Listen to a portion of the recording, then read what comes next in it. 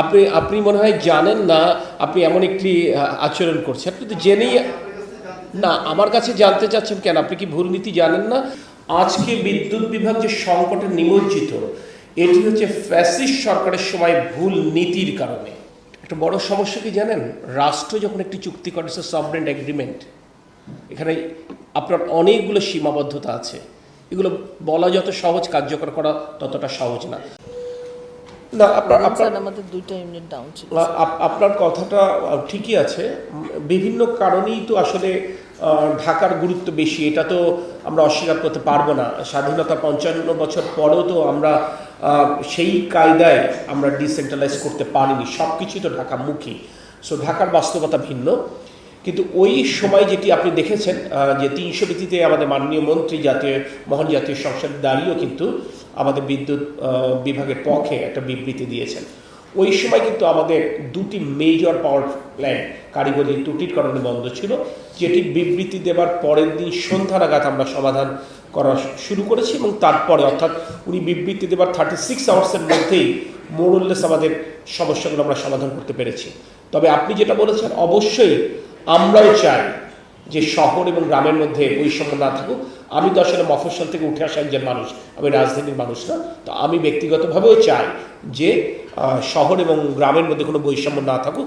বিভিন্ন কারণেই হয়তো বা বৈষম্য সকল সময় দূর করা যায় না, বাট আমরা এই ব্যাপারে সচেষ্ট আছি। ধন্যবাদ। বিএনপি সরকার এই শব্দটা বলে আপনি আমাকে যে প্রশ্ন করলেন, প্রকারান্তরে কি আপনি এটা বলতে চান ফ্যাসিস্ট জামানাতে এর থেকে আপনি ভালো ছিলেন? আপনি তো সে কথাটি আমার কাছে মনে হচ্ছে। আপনাকে খুব স্পষ্ট করে বলছি, আজকে বিদ্যুৎ বিভাগ যে সংকটে নিমজ্জিত, এটি হচ্ছে ফ্যাসিস্ট সরকারের সময় ভুল নীতির কারণে। এটা আপনাদেরকে বুঝতে হবে, এবং সেটা আমরা ইনহেরিট করছি। মাত্র 4.5 মাসের একটি সরকার, আমরা এটা ইনহেরিট করছি। আমরা খুব সুস্পষ্টভাবে আমাদের পরিকল্পনাটা হচ্ছে, আমরা বিদ্যুৎ উৎপাদনের ক্ষেত্রে আমরা স্বাবলম্বী হতে চাই, পরনির্ভরতা কমাতে চাই, এবং আমরা রিনিউয়েবল এনার্জিতে ফোকাস করছি। আমরা আশাবাদী এই সরকারের মেয়াদ শেষে আমরা অন্তত নবায়নযোগ্য জ্বালানি থেকে 10,000 মেগাওয়াট পর্যন্ত আমরা বিদ্যুৎ উৎপাদন করতে সক্ষম হবো বলে আমরা আশা করছি। না, আপনি মনে হচ্ছে জানেন না।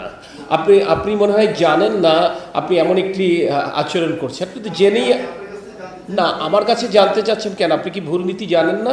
আমরা সর্বোচ্চ আমাদের চাহিদা 18,000 মেগাওয়াট। ওকে, সর্বোচ্চ যদি এই বছরে আমরা চাহিদা করি, একটা স্পিনিং ক্যাপাসিটি থাকতে পারে 20%। সেখানে আমাদের যদি 29,000 30,000 যদি আপনার জেনারেশন ক্যাপাসিটি থাকে, এই 12,000 অতিরিক্ত মেগাওয়াটকে আপনি ক্যাপাসিটি চার্জ দিচ্ছেন, এবং প্রতি বছর আপনাকে যে পরিমাণ ভর্তুকি দিতে হচ্ছে, এই কারণে অর্থনীতির উপর যে চাপ তৈরি হচ্ছে, সেই কারণে আলটিমেটলি সবাই এফেক্ট করছে। এটা কি আমরা জানি না? আমরা কি এটা জানি না যে চুক্তিগুলো বিভিন্ন বেসরকারি প্রতিষ্ঠানের বিদ্যুৎ কেন্দ্রের সাথে যে চুক্তিগুলো হয়েছে, সে চুক্তিগুলোতে রাষ্ট্রের স্বার্থ সুচারুভাবে নিশ্চিত করা যায়নি, যেটা আমাদেরকে ইনহেরিট করতে হচ্ছে। ইন্টারিম গভর্নমেন্ট যেমন চেষ্টা করেছে, আমরাও চেষ্টা করছি প্রতিনিয়ত তাদেরকে নেগোশিয়েট করে ট্যারিফটা রিভাইজ করতে। এই ব্যাপারগুলো কি আপনাদের কোনো জানা নেই? এগুলো তো সকলের জানা।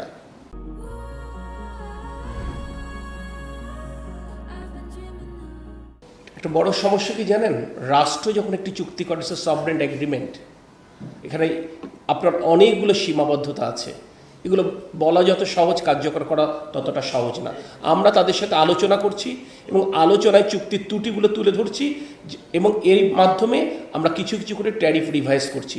আমরা গত মাসেও আমাদের সেক্রেটারি মহোদয় বেশ কিছু ক্ষেত্রে আমরা ট্যারিফ রিভাইজ করেছি। ক্যাপাসিটি চার্জ কাদেরকে দিচ্ছেন, আপনি যদি ডিটেলস জানতে চান কাকে কত করে ক্যাপাসিটি চার্জ দিতে হয়, আপনি আমাদের সাথে যোগাযোগ করবেন। আমি আপনাকে যে 29,000 মেগাওয়াটের কথা বলেছি, এগুলো যেগুলো বাতিল করা হয়েছে, বাতিল করার পরের কথা বলেছি। আপনারা তো এমনিতে বাজেটে দেখেছেন, আমরা সোলার প্যানেল স্থাপন করবার জন্য শুল্ক সুবিধা দিয়েছি। ইভেন স্টোরেজ ইনস্টল করবার ক্ষেত্রে একটা বড় ব্যারিয়ার ছিল, একটা বড় শুল্ক ছিল, সেটাও সুবিধা দেওয়া হয়েছে। এরপরে রিনিউয়েবল এনার্জি নীতিমালা চূড়ান্ত করবার জন্য আন্তঃমন্ত্রণালয় একটা কমিটি কাজ করছে। এই কমিটি অচিরেই চূড়ান্ত প্রতিবেদন জমা দেবে।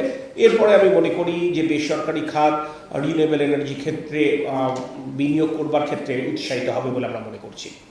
আর আপনি যেটা বলেছেন যে কোন কোন পাওয়ার প্ল্যান্টের, আমরা আজকে তো যেই বিষয় নিয়ে এসেছি, আমরা সেই বিষয়ে কথা বলছি। আপনার যদি এই ব্যাপারে কোয়ারি থাকে আপনি আমাদের মন্ত্রণালয়ে যোগাযোগ করবেন, আমরা আপনাকে বলে দেবো কোন কোন পাওয়ার প্ল্যান্টের সাথে আমরা এটা করতে সমর্থ হয়েছি। তো এখানে যে বিষয়টা যেহেতু শেষ, ওটা ভুলে যাব আমরা।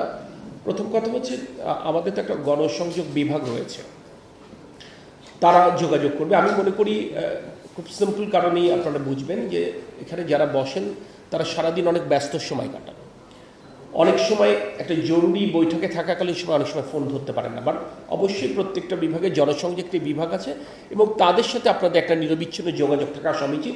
যদি আমাদের এরকম কোনো ইউটিলিটিতে এখানে ঘাটতি থেকে থাকে উইল অ্যাড্রেস। বাট আমি একটি কথা বলতে চাই, এই যে বিল সংক্রান্ত মূল কথাটা কোথায়? মূল কথাটা আমরা যেটা বলতে চাচ্ছি যে যতগুলো অভিযোগ আমাদের গোচরীভূত হয়েছে আমরা প্রত্যেকটা ইন্ডিভিজুয়ালি আমরা অ্যাড্রেস করেছি। আমরা অ্যাড্রেস করতে যেয়ে দেখেছি এর অধিকাংশই আসলে ভুল বোঝাবুঝির কারণে। কারণ গ্রাহক অধিকাংশ ক্ষেত্রে করছে কি, মে মাসের সাথে এপ্রিল মাসের সাথে সে তুলনা করেছে, গত বছরের জুনের সাথে যখন তুলনা করছে তখন দেখা যাচ্ছে যে অধিকাংশের সাথে এটা ম্যাচ করছে। এই একটা আন্ডারস্ট্যান্ডিং একটা ব্যাপার আছে। কিছু কিছু জায়গায় আছে যে তার একটি আবাসিক ফ্ল্যাট ছিল যেখানে ভাড়াটিয়া ছিল না ওই সময়, এই সময় নতুন ভাড়াটিয়া এসছে, কেউ জানে না যে নতুন করে দুটো এয়ার কন্ডিশন ইনস্টল হয়েছে, একটা ফ্রিজার অ্যাড হয়েছে, এগুলো অনেকগুলো ব্যাপার আছে। এই সব কিছু যখন আমাদের ইউটিলিটিটা যখন অ্যাড্রেস করেছে দেখা যাচ্ছে ভুল বোঝাবুঝি সৃষ্টি হয়েছে। স্টিল এরপরেও আমাদের সদিচ্ছা আছে বলেই আমরা স্বচ্ছতার ভিত্তিতে এই জিনিসটা অ্যাড্রেস করছি। আমরা ধরেই নিচ্ছি যে due to human error, due to machine error কিছু ত্রুটি থাকতেই পারে। সেই কারণে কিন্তু আপনারা দেখেছেন আমরা পত্রপত্রিকায় বিজ্ঞাপন দিয়েছি, আমরা টিভির স্ক্রলে আমরা বলেছি যদি এই ধরনের কারোর কোনো ত্রুটি পরিলক্ষিত হয় তারা যেন নিকটস্থ বিদ্যুৎ বিভাগের সাথে যোগাযোগ করেন এবং আমরা কিছু নাম্বার দিয়েছি, আমরা সেটা অ্যাড্রেস করবো। আমরা কিন্তু এটা এই ব্যাপারে আমাদের সদিচ্ছার কোনো ঘাটতি নেই। আর প্রথম যে ব্যাপারটা প্রশ্ন করেছেন তার উত্তরটা আরবি চেয়ারম্যান সাহেব। আমরা বিদ্যুৎ বিভাগ নিয়ে কথা বলছি আজকে। আচ্ছা ঠিক আছে, আমি আপনাকে প্লিজ চেয়ারম্যান সাহেব হ্যাভ পেশেন্স প্লিজ, প্লিজ একটু আপনি বলতে দিই প্লিজ, মাননীয় চেয়ারম্যান আপনি একটু অপেক্ষা করবেন। সেটা হচ্ছে যে আপনি যে কথা বলেছেন আমি শুনলাম, আমি আপনাদেরকে এটা বলছি যে আমরা চেষ্টা করব আমাদের প্রত্যেকটা জায়গাতে যেন একজন করে গণসংযোগ কর্মকর্তা থাকেন এবং তার মাধ্যমে যেন সংশ্লিষ্ট বিভাগের সাথে আমাদের গণমাধ্যমে যারা কাজ করেন তাদের একটি নিয়মিত যোগাযোগ স্থাপন করা সম্ভব হয়। না আমার একজন সাংবাদিক বন্ধুর কাছে প্রশ্ন শুনে তো আমার কাছে মনে হয়েছিল খুব সুন্দর পরিবেশ ছিল। তা আপনি তো বললেন যে তাহলে এরকম এই যে ভুল নীতি উনি প্রশ্ন, ওই সাংবাদিক বন্ধু একটা প্রশ্ন করলেন না, ওইটা একটু নোট করে নেন, তাহলে ভুল নীতির একটি উদাহরণ আপনি পাবেন। না না আপনি ভুল নীতি আমি যখন বলেছি আপনি জানেন ভুল নীতি কোনগুলো। আপনি কি কোনোটা আড়াল করতে চাইবেন? আপনি কি কোনোটা আড়াল করতে চাইবেন? নিশ্চয় আড়াল করতে চাইবেন। আমি যখন ভুল নীতি বলেছি আপনি আমার থেকে আরো ভালো জানেন, এই বিভাগে অনেক আগে থেকে কাজ করছেন। না না আমি যখন ভুল নীতি বলেছি ভুল নীতি কি কি এটা আপনি জানেন। সমস্যা হচ্ছে কি এখনো আমাদের অনেকের উপর থেকে ফ্যাসিস্টের ভূত যায়নি, যদিও এই জুলাই মাসে আমরা কথা বলছি সে কারণে কিছু এই ব্যাপারগুলো চলে আসে। তো আমি সকলকে এইটুকু বলবো যে আজকে আমরা জুলাই 6 তারিখে কথা বলছি, রক্তস্নাত জুলাই।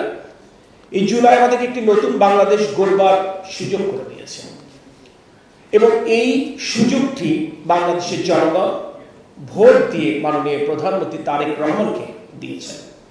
মাননীয় প্রধানমন্ত্রী তারেক রহমান খুব স্পষ্ট করে বলেছেন যারা তাকে ভোট দিয়েছেন যারা তাকে ভোট দেননি উনি সকলেরই প্রধানমন্ত্রী এবং উনি নতুন বাংলাদেশ গড়তে সকল রাজনৈতিক সামাজিক পেশাজীবী সংগঠনের সহায়তা চেয়েছেন। প্রকারান্তরে উনি বাংলাদেশের সকল মানুষের সহযোগিতা চেয়েছেন। আমি প্রারম্ভিক বক্তব্যই বলেছি আপনারা অনেক গুরুত্বপূর্ণ অংশের প্রতিনিধিত্ব করেন, আপনারা একটি আধুনিক রাষ্ট্রের চতুর্থ স্তম্ভ হিসেবে কাজ করেন। এখানে আমরা সাংবাদিক বন্ধুদের সাথে মিলেই আমরা বিদ্যুৎ বিভাগের কি ত্রুটি ছিল সেই ব্যাপারটা আমরা চিহ্নিত করবার ক্ষেত্রে আপনাদের দেওয়াও কিন্তু তথ্য উপাত্ত আমাদেরকে বিভিন্ন সময় সহায়তা করেছে।